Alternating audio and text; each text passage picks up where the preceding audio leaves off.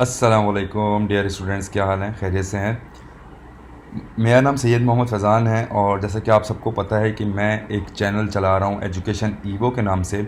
और यहां पे तमाम एजुकेशनल वीडियोस अपलोड की जाती हैं ताकि उन स्टूडेंट्स तक एजुकेशन मटेरियल पहुंचाया जा सके जो मसरूफ़ होते हैं या जॉब रूटीन में होते हैं, जो प्रॉपर अपनी क्लासेस अटेंड नहीं कर पाते फ़िज़िकली।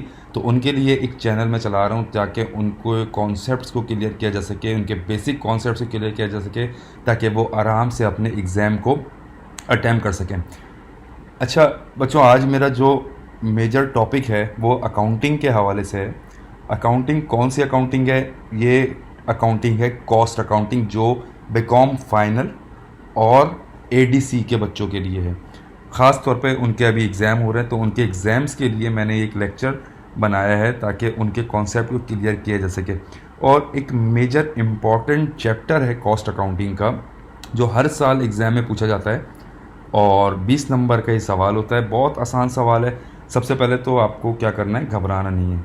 घबराना क्यों नहीं है? क्योंकि आसान चैप्टर है, सिंपल चैप्टर है और आराम से 20 नंबर आपको प्लेट में सजा के दिया जाता है ताकि आप वो 20 नंबर आराम से खा सकें और आराम से अपने मार्क्स को बढ़ा सकें। अच्छा, चैप्टर का नाम सिंपल, कॉन्सेप्ट स्टैंडर्ड कॉस्टिंग। जो बच्चों पढ़ के आ रहे हैं, जो बच्चों ने क्लासेस ली हैं या अवेयरनेस है कॉस्ट अकाउंटिंग की, थोड़ी बहुत अगर कॉस्ट अकाउंटिंग पढ़ी है तो उन्होंने ये नाम ज़रूर सुना होगा, स्टैंडर्ड कॉस्टिंग का। स्टैंडर्ड कॉस्टिंग क्या होती है, स्टैंडर्ड कॉस्टिंग क्यों की जाती है, ज़रा आज उसको मैं डिटेल में आपको डिस्क्राइब कर दूं कि होता क्या है स्टैंडर्ड कॉस्टिंग। अच्छा बेटा, स्टैंडर्ड कॉस्टिंग के अंदर वो ज़्यादातर एग्ज़ाम के अंदर एडीसी और बीकॉम के एग्ज़ाम के अंदर वो ज़्यादातर आपसे पूछता है मटेरियल वेरिएंस निकाल के दिखा दो और लेबर वेरिएंस निकाल के दिखा दो। ये दो चीज़ें वो ज़्यादातर आपसे पूछता है, एक मटेरियल वेरिएंस, एक लेबर वेरिएंस। और मटेरियल वेरिएंस क्या होता है और लेबर वेरिएंस क्या होता है, ज़रा हम उसको देख लेते हैं। मटेरियल वेरिएंस क्या है, एक छोटी सी डेफिनेशन आपको बताई गई। मटेरियल वेरिएंसेस के अंदर दो टाइप्स होती है मटेरियल की, सही है। पहला कहलाता है मटेरियल प्राइस वेरिएंस, दूसरा कहलाता है मटेरियल क्वांटिटी वेरिएंस।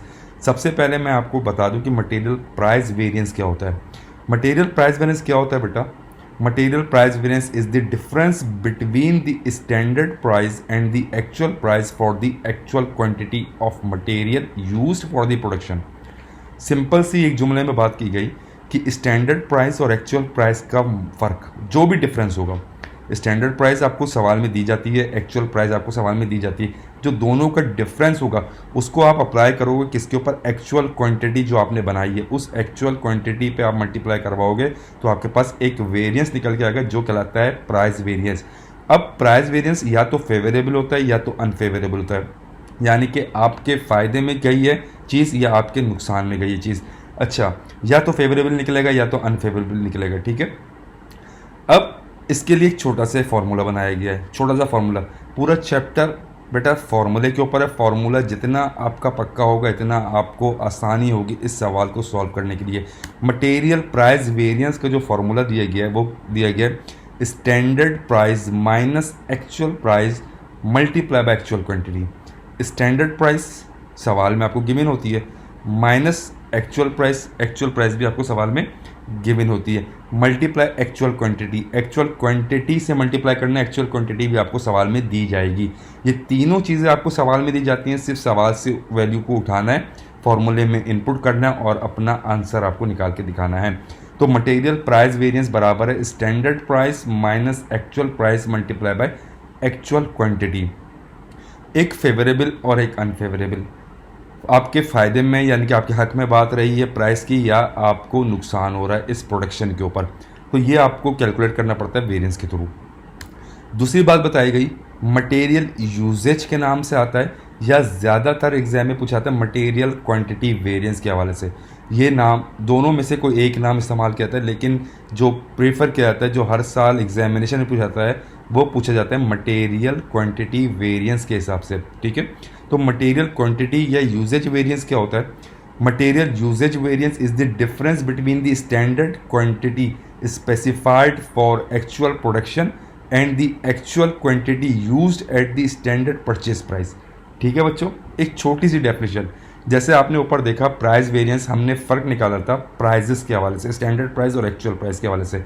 इसी तरह क्वांटिटी, क्वांटिटी एक स्टैंडर्ड क्वांटिटी होती है जो आप एक बजटिंग लेके चल रहे होते हो, और एक एक्चुअल क्वांटिटी होती है जो आप एक्चुअल में मैन्युफैक्चरिंग करते हो। तो उन दोनों का जो फ़र्क होगा, उन दोनों के फ़र्क के थ्रू आप निकालोगे quantity variance. There can be many reasons for material usage variance, including the use of substandard or defective product, pilferage, wastage, the difference in material quantity। ये सब आपके एग्जाम्पल्स हैं, ये सब आपकी कॉजेज़ हैं जिसकी वजह से आपकी क्वांटिटी कम या ज़्यादा इस्तेमाल हो जाती है। ठीक है, तो कम या ज़्यादा आपके फेवर में है या आपको अनफेवरेबल है, नुकसान हुआ है, तो उस चीज़ को क्वांटिटी के हवाले से निकालने के लिए आप निकालते हो मटेरियल क्वांटिटी वेरिएंस। तो मटेरियल क्वांटिटी वेरिएंस का भी एक छोटा सा फॉर्मूला दिया गया है। मटेरियल क्वांटिटी वेरिएंस बराबर है standard quantity minus actual quantity multiply by standard price. Standard quantity आपको सवाल में गिवन होती है, एक्चुअल क्वांटिटी आपको सवाल में गिवन होगी, और स्टैंडर्ड प्राइस भी आपको सवाल में गिवन होगी। तो दोनों चीज़ों का सिंपल सा एक छोटा सा फॉर्मूला दिया हुआ है। स्टैंडर्ड प्राइस वेरिएंस निकालने का भी फॉर्मूला, स्टैंडर्ड क्वांटिटी वेरिएंस निकालने का भी फॉर्मूला है। तो standard quantity minus actual quantity, जब भी क्वांटिटी की बात की जाएगी तो स्टैंडर्ड क्वांटिटी में से एक्चुअल क्वांटिटी को माइनस किया जाएगा। जब भी प्राइस की बात की जाएगी तो स्टैंडर्ड प्राइस को एक्चुअल प्राइस से माइनस किया जाएगा। और फिर आपने क्या किया, मल्टीप्लाई बाय स्टैंडर्ड प्राइस। जो आपने स्टैंडर्ड प्राइस सेट की है उसके हिसाब से आपको फ़ायदा हो रहा है या नुकसान हो रहा है। एक तो चीज़ आपसे ये पूछी जाती है कि मटेरियल प्राइस वेरिएंस निकाल दो, और एक पूछा जाता है मटेरियल क्वांटिटी वेरिएंस निकाल दो। अच्छा स्टूडेंट्स, उसके बाद जो आपसे पूछते हैं वो पूछते हैं इसकी जनरल एंट्रीज। किसकी जनरल एंट्रीज क्या होती हैं? तो आपको जनरल एंट्री बना के दिखानी है मटेरियल की। मटेरियल के हवाले से अगर जनरल एंट्री पूछेगा तो general entry for material variance, material variance की जनरल एंट्री कैसे आप बनाओगे, ये आपके पास एक फॉर्मेट आ गया। सबसे पहले आपने क्या, वर्क इन प्रोसेस को डेबिट, वर्क इन प्रोसेस को डेबिट किया या गुड्स इन प्रोसेस को डेबिट किया। अब गुड्स इन प्रोसेस की वैल्यू कैसे निकालोगे, स्टैंडर्ड कॉस्ट, जो आपकी स्टैंडर्ड कॉस्ट है। ठीक है, स्टैंडर्ड कॉस्ट कैसे निकालोगे, standard quantity multiply by standard price. जो आपकी स्टैंडर्ड क्वांटिटी सवाल में दी गई है उसी के साथ स्टैंडर्ड प्राइस दिया जाएगा, तो दोनों को मल्टीप्लाई करेंगे तो आपके पास आती है स्टैंडर्ड कॉस्ट। तो आपने वर्क इन प्रोसेस को डेबिट किया स्टैंडर्ड कॉस्ट से, यानी कि standard quantity multiply by standard price. जो अमाउंट आएगा उससे आपने क्या किया, डेबिट कर दिया। उसी के साथ आपने दूसरी एंट्री बनाई अनफेवरेबल वेरिएंस। अब आपको प्रीवियस स्लाइड पे आपको दो चीज़ें बताई गई, एक मटेरियल प्राइस वेरिएंस, एक मटेरियल क्वांटिटी वेरिएंस। तो दोनों चीज़ें हैं, हो सकता है मटेरियल प्राइस वेरिएंस अनफेवरेबल हो सकता है मटेरियल क्वांटिटी वेरिएंस अनफेवरेबल हो सकता है दोनों अनफेवरेबल हो, और हो सकता है दोनों फेवरेबल भी हो।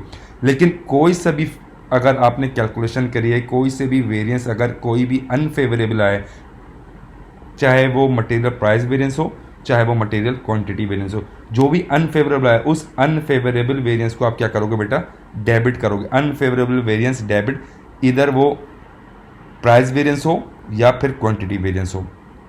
फिर आप करोगे क्रेडिट में मटेरियल एक्चुअल कॉस्ट और फेवरेबल वेरिएंस। अगर कोई वेरिएंस फेवरेबल में है तो वो क्रेडिट में जाएगा, और उसके बाद एक अमाउंट क्रेडिट होगा मटेरियल यानी कि रॉ मटेरियल के हिसाब से नाम से क्रेडिट किया जाएगा, जो एक्चुअल कॉस्ट होती है। एक्चुअल कॉस्ट कैसे निकालोगे, जो एक्चुअल प्राइस आपको सवाल में गिवन है वो actual price multiply by actual quantity. Actual quantity जितनी भी सवाल में दी गई दोनों को आप मल्टीप्लाई करोगे तो आपके पास एक्चुअल कॉस्ट आती है।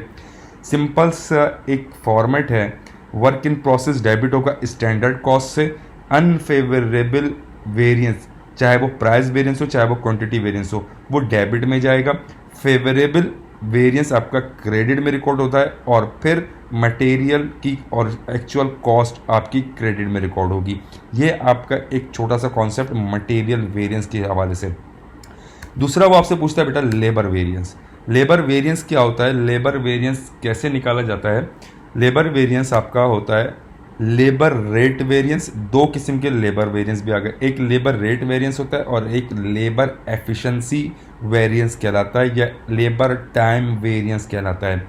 लेबर रेट वेरिएंस क्या कैलकुलेट करता है कि आप जो लेबर को रेट पे कर रहे हो वो आपके फेवर में है या अनफेवरेबल है। लिखा हुआ है a variance that reveals the difference between the standard rate and actual rate for the actual labour hours work. कितने घंटे लेबर ने काम किया है और मेरा एक स्टैंडर्ड रेट क्या था और मैंने एक्चुअल रेट क्या पे किया है, इन तीनों चीज़ों को अगर हम मिला लें तो आपका लेबर रेट वेरिएंस निकल जाता है। इसके लिए भी एक छोटा सा फार्मूला दिया गया। लेबर रेट वेरिएंस बराबर है standard rate minus actual rate multiply by actual hours.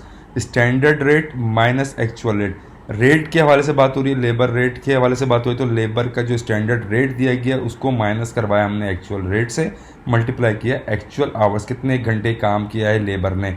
इसी की तरह आपका दूसरी चीज़ पूछी जाती है लेबर एफिशिएंसी वेरिएंस या labour time variance.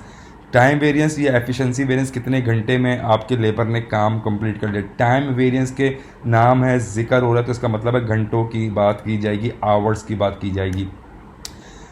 A variance that compare the standard hours of a direct labor that should have been used to actual hours work।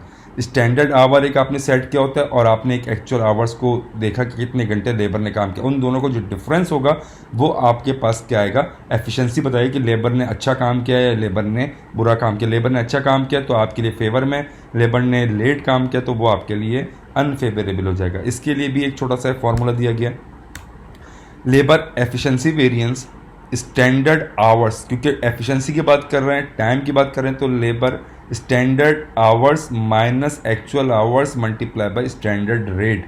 ये एक छोटा सा फॉर्मूला, ठीक है बेटा, standard hours minus actual hours multiply by standard rate. तो इस फॉर्मूले के अकॉर्डिंग आप लेबर एफिशिएंसी या टाइम वेरिएंस निकालोगे और ऊपर जो रेट का फॉर्मूला है उससे आप रेट वेरिएंस कैलकुलेट करोगे।